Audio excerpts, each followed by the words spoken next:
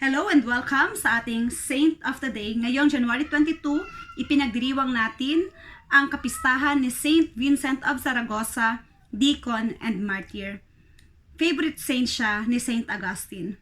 Kaya ang kanyang buhay ay nalaman natin dahil sa isa sa mga surviving homily ni Saint Augustine ay isinulat patungkol sa kanya. Si Saint Vincent of Saragossa ay namatay noong year 300 sa ilalim ng persecution ni Emperor Diocletian. Siya ay ginawang deacon ng bishop ng Saragossa noon na merong speech impediment. So siya bilang personal speaker ng obispo.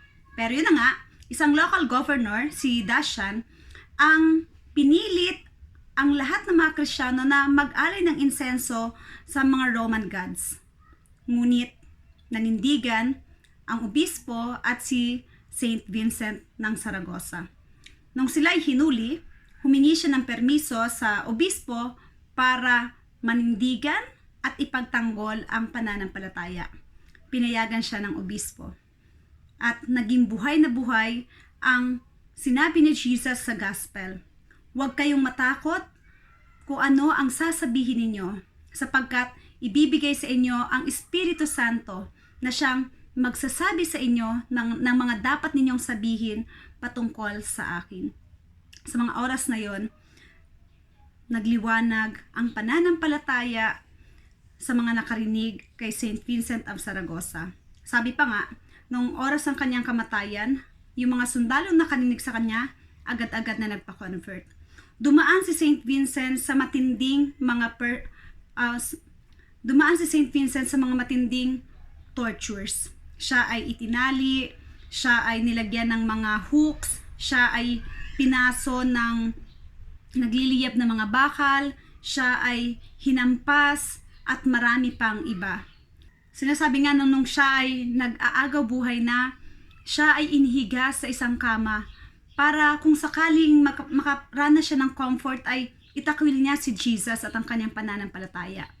Pero sa oras na siya ay inihiga sa kama, siya ay agad na namatay. Ang kanyang bangkay ay itinapon sa dagat para hayaang kainin siya ng mga buwitre. Pero alam niyo po ba na nung siya ay itinapon sa dagat, ibinalik siya ng alon sa pampang, nantayan ang kanyang bangkay ng mga uwak.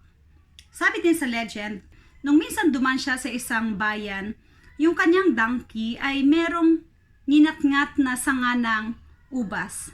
And the next year, napansin ng mga tao na yung ninatngat na vine ay nagbunga ng mas marami kumpara sa iba. At mula noon, siya ay naging patron na nga ng mga vineyard owner, winemaker at mga vinegar maker. Sana katulad ni Saint Vincent, tayo rin manatiling matatag sa ating pananampalataya. Tandaan po natin, the blood of the martyrs is the seed of the church. Palagi nating hilingin kay Jesus na ipadala ang Espiritu Santo upang pagkalooban tayo ng tapang at lakas ng loob na ipagtanggol ang ating pananampalataya. Saint Vincent, ipanalangin mo kami.